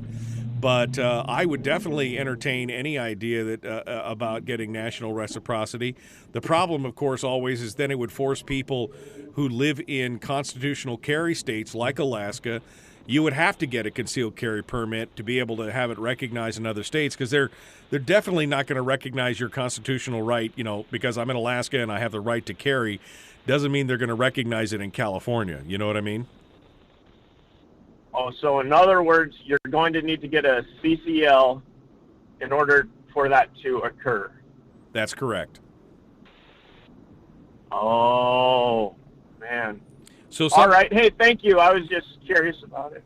Yeah, no problem. And some people were concerned, Mike, that would then become, Andrew, that would become a de facto registration. Because if you had to have a national reciprocity thing, they were concerned that, well, everybody has to get a permit, and then does somebody keep a list of permits? And there were some concerns with it. I mean, not that they couldn't have been overcome, but that was it for sure. All right, thank you for your call. Folks, we're out of time. We got to go here. The Michael Duke Show continues. Your home for Common Sense Radio. Sorry about that, Andrew. I realized I was running over the break there. I got two more lines on hold. We got Willie Waffle coming up. So let's go to the phones and see what our phone calls say. Good morning. Who's this? Where are you calling from? Michael, this is Bubba from North Pole, and the young lady with the problem, maybe possibly racking her chambering around, arachnogrip. Arachnogrip. That helps out in giving you a good grip. It's textured tape, and they're specific to each weapon. Right. They put it on the receiver. You can pull it back. It's like having the grip on the steps. You don't slide. Your fingers don't slide right. on the rack grip. It works great. All right. Well, I appreciate that. Thank you. Thank you for the heads up on that, Bob. I appreciate you calling in. You got it. All right. One final call. Let's go over here. Good morning. Who's this? Where are you calling from? This is Aaron from Soldotna, also calling on the weak grip issues. My parents just picked up one of the Smith & Wesson Shield EZs, right. which is one of the ones you were talking about. It does have a thumb safety on it as well, which is neither here nor there, but it is significantly easier to rack, and it's like in between the sizes of their full-size M&P and the Shield. It's kind of right in between. Okay, good. Yeah, somebody works great. Yeah, somebody in the chat room just mentioned the Smith & Wesson M&P Compact EZ as well. So that was the one I was thinking of. Yep, so that's the one I was thinking of. Thank you so much. I appreciate that. Yeah, have a good day. You too. Merry Christmas to you. Yeah, no, that's a good rack. Catherine also says racking problems can also be from how you're gripping it. So push, pull. So meaning instead of trying just to pull the slide back, you hold the slide and you push the receiver away from you, which is another way to do it. And also, I have seen a little tactical tool that can be added to many different pistols, and it's a hook. It's like a little nub that sticks out from the back end of the slide, and you can hook it into your jeans or into your gear or whatever. And it's basically made for people like if you get injured and you need to do a one-hand charge where you can drop it, you can put it in, but you're injured or whatever, you can hook it on your belt loop or on your pants or on your coat or whatever, and you can hook it and push into it and slide. I've seen those as well, so maybe that would help as well. But yeah, the Smith & Wesson Compact EZ was the one I was thinking about, that they're specifically marketing to folks who have a hard time charging the pistol. Easy to use. And they make that in 9mm and 380 and everything else. So go check it out. You're gonna have to make sure your wrist recoil is strong on that one, because that's the stuff right there. All right. Did I get all the questions that were in the email in the chat room? Let me see what's going on. Wanted to ask for some perspective on hunting that I'm trying to reconcile. I recently moved here from the lower 48, and when down there was not really an active hunter to speak of. I have a great appreciation and admiration. My property is a bit of a thoroughfare for moose and caribou. Since arriving here, I've routinely had them walking around my drive and property eating. I love to be that close to them, but when I find myself thinking if I put one down during hunting season, I would have more than enough food to sustain for a while. Save it on cash, blah, blah, blah. I guess it's more of an internal struggle I'm having with a feeling okay about shooting one when the season comes, and sometimes another perspective can help. Any thoughts? So this is Rich asking about the shooting a moose in your yard. Look, I mean, I feel like if, of course, you have to check your local laws and areas. Is it can you take game in your area with a firearm on your own property, or does it have to be a bow? I mean, there are some ramifications with that. For the most part, though, I mean, if a moose came into my yard and it was hunting season, I would have no problem dropping it, quite honestly, because that's a lot of weight on the hoof that I just saved myself a ton of time trying to go out and hunt and everything else. I mean, the hunting is fun, don't get me wrong, the camping and the hunting and the stalking, but if they're gonna bring it right to my front door, I guess I would not really have a problem with it. I personally wouldn't have a problem with it because, again, meat for the freezer. I would feel that if they wanted to pull up right to my front door, let's make it happen, baby. Let's make it happen. Just go for it. Go for it. Let's do that. All right. All right. We're down to the last 25 seconds here or so, and my phones are ringing, so we should probably get Willie on the blower and get things all ready to go. Folks, like and share this video. Like and share. Don't forget to like and follow on Facebook and hit the subscribe button and the bell on YouTube. And, of course, don't forget to follow us on Twitch TV as well. Yeah, nothing like curbside service, says Patrick. I agree. All right, here we go. The Michael Duke Show.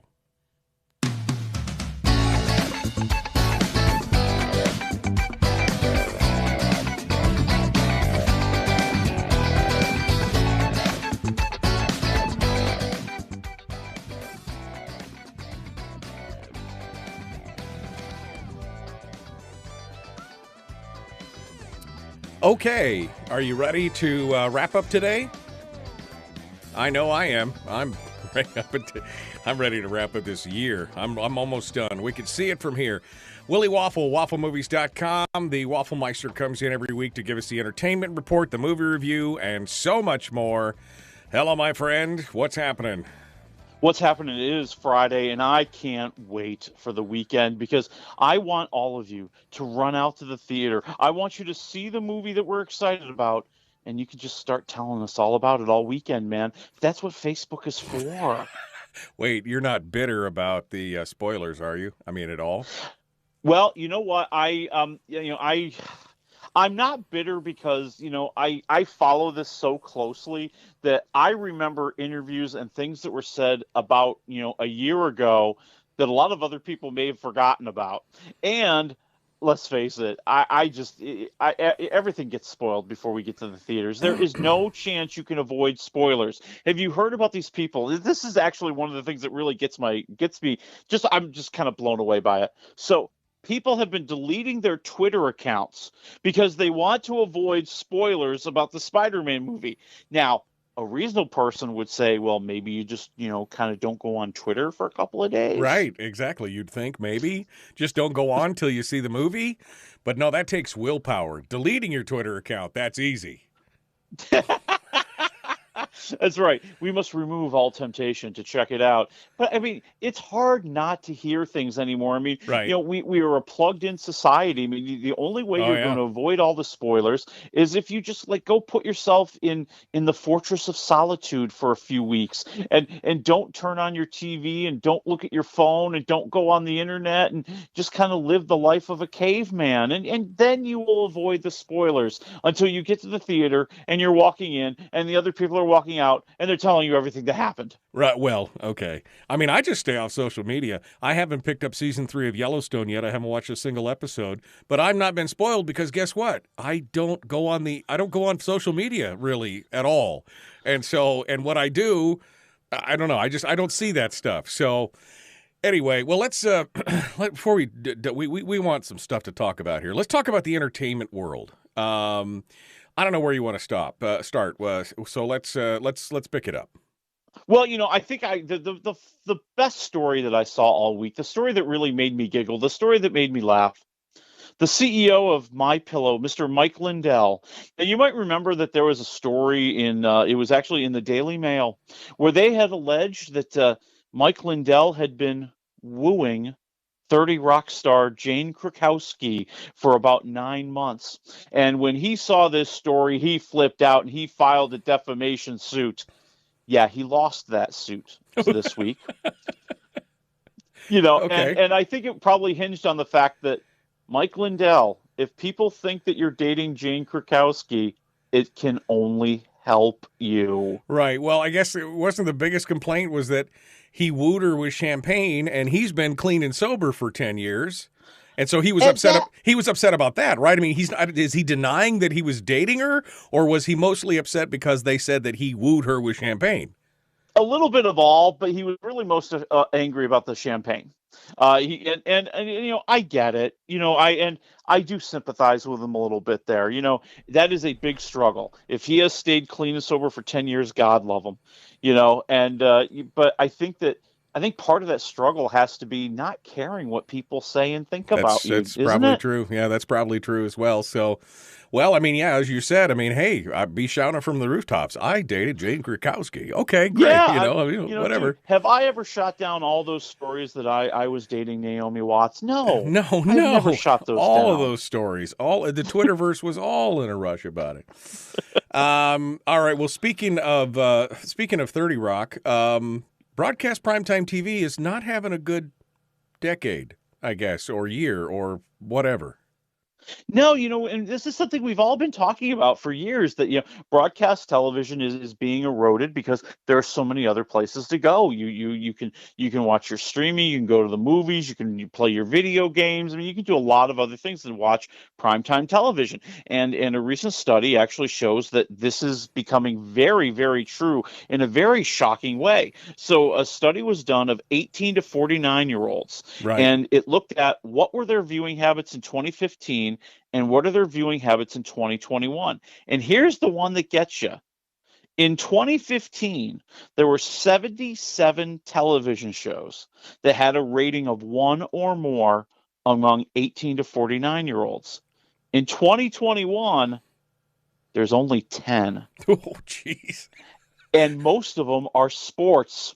Oh, man. So this is only 6 years later, you dropped 60 plus, just 60 shows just vaporized, and almost nobody's watching broadcast TV. Yeah, I mean, at least 18 to 49, and that's a pretty large group. I don't know if you've heard, folks, but, that's the age group that's probably the largest on the planet right now. Right. Well, in media and in advertising, the 18 to 49 is like the sweet spot. That is the sweet spot for advertisers, when they're looking for, this is what they call a prime demo. And yeah, when they drop that much off of it, you could pretty much say broadcast TV is definitely in its waning years. Now, I haven't had broadcast TV for 15, maybe 18 years, because I've had streaming, and I had satellite for a while, then I had the streaming then when they started, and then I've just been doing streaming for the last 12, 13 years or so. I haven't had broadcast television and haven't missed a minute of it.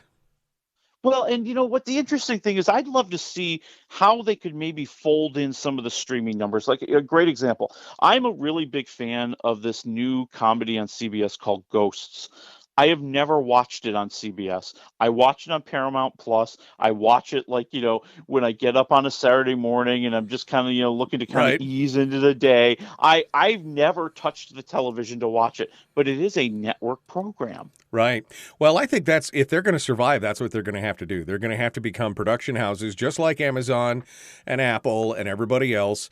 And they'll probably still play it on broadcast TV, but they're really going to be pushing it to their own streaming services, the Peacock or Paramount Plus or whatever, because otherwise that's where people are going. They want to watch it on their schedule. Yeah. So I'm with it. It's not surprising to me, my friend. And, I'm not sad about it at all. I guess I'm just saying that right now. I'm not sad about it at all. All right.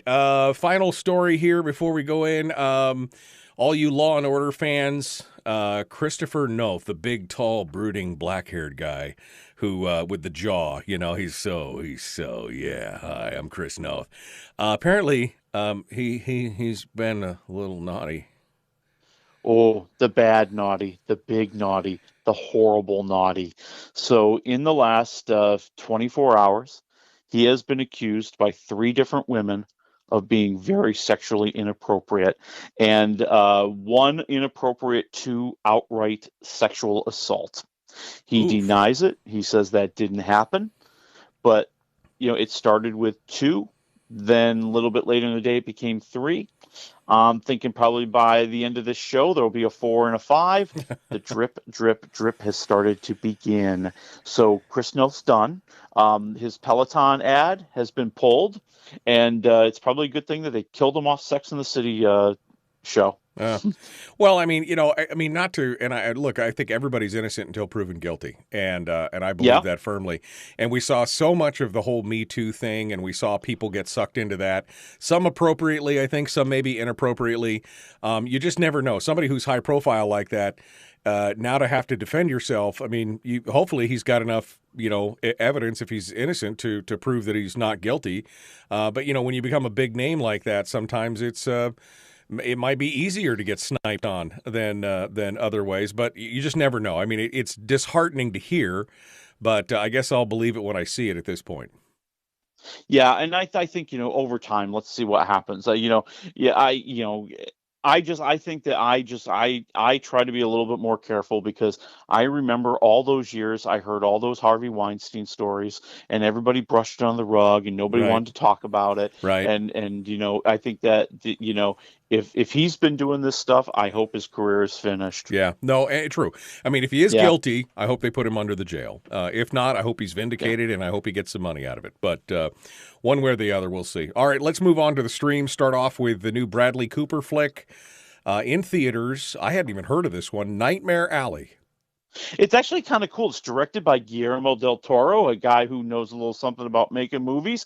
And it's set kind of in the Depression era. Bradley Cooper plays this guy who's got a dark past, and he hooks up with the carnival, and he learns how to kind of become a con man, a flim-flam man, how to be one of those quote-unquote mind readers that you see at the carnival. Right. And as he learns his trade and as he gets better at it, he starts to get bolder, and he decides to head off to the big city and score some real money. But that's where he finds trouble. Oh man! So trying to conning the common folks is one, folks. When you go off to the big city and hit all the rich people, that's a whole nother ball game. Yeah, it's a great performance from Bradley Cooper. I mean, I love him here. You know, he really does play a dark, dangerous, nasty guy, and you know, it's interesting to see. Peter Parker meets Doctor Strange. Yes. All right. So here's the deal, people. There's a lot of stuff I want to tell you. There's a lot of stuff I want to let out. I'm going to hold it to what we know publicly about the movie at this point. Right. Okay. First of all, it's stinking awesome. It is amazing. It is probably the best Spider-Man movie you're ever going to see, and it's right up there with some of the best Marvel movies you're ever going to see. The story picks up right where the last movie left off. Peter Parker has been exposed. The world knows who he is, but things have been twisted around. He's been portrayed as the bad guy, and he's on the run, and he's desperate, and he's ruining the lives of everybody around him. He's ruining MJ's life, his buddy Ned's life. Aunt May's life is ruined, dude. So he goes to Doctor Strange, and he asks for a favor. Can we go back in time to the place where nobody knew who I was? Right. And it gets all fouled up. And now, let's just say the universes are colliding. Yeah, no, I mean, look, it's in the public eye. I haven't seen it, but even 5-6 weeks ago, they were talking about. Look, you've seen it in the trailers. You saw Doc Ock. You heard the wicked giggle of the Goblin. You know, you saw the Sandman. You saw, I mean, the Sinister Six. That is the name of the bad guys. There's the Sinister Six, 6 different villains. You hear all this. You see the allusions to all of them in the trailers. It looks like it's going to be a full-on multiverse throwdown. They're all coming for Spider-Man, and he is really gonna be in trouble and up against it. And you know, and I think that's really the amazing part of it. You know, it's you know, with the Marvel guys, it's always those layers. On one layer, there's just awesome action. He's fighting 6 bad guys. Each one should be kicking his booty. How is he gonna get out of this? Then you've got the emotional side. Right. All the people he cares about are being destroyed, and it's because of him, and he feels guilty, and he's trying to do everything he can to save them. And then he thinks that maybe he can save everybody in the movie. And, well, he's going to find out if he can or not. Oh, man. I can't wait now. This is awesome. Spider-Man No Way Home. Did they wrap it up in a nice bow? Are we cliffhanging it? Give us a... Well, you know, we've got... This movie ends in a very perfect way, in a way that, you know... There was talk that there weren't going to be any more Spider-Man movies, or maybe, you know, Marvel was going to lose the rights and Sony was going to pick it back up, and you know, they weren't going to have Tom Holland, and they weren't going to maybe have some of these stories. And so if that was to happen, and if there was never going to be another Spider-Man movie, this would have been the perfect ending. But we now know that Sony made a deal. We're going to have some other Spider-Man movies. So when you watch the credits, there is one scene that sets up where the Spider-Man story could go. Oh, man. And at the very, very, very, very end, like even when you think the credits are over, even when they fake you out and you think they're going to introduce a scene and then they go back to more credits, they bring out a lot about the next Doctor Strange movie. I can't wait. I really can't wait. Doctor Strange and the Multiverse of Madness is coming. All right, Spider-Man No Way Home, -1 to 4 waffles. I'm going 4 waffles. No! Yes. All right. 4 waffles. I'm going to have to go see it over the break. Willie Waffle, wafflemovie.com. Thank you, my friend. We'll talk to you early next week. Yeah, because we got to talk about all the movies that are coming out at Christmas. Come on. We got the Being the Ricardos movie. We got, well, Sing 2. We're not that excited about it. But we've got the Being the Ricardos movie. Yeah. And Kingsman and a whole bunch of stuff. We got to go. Thanks for coming in. The Michael Duke Show, Common Sense Radio.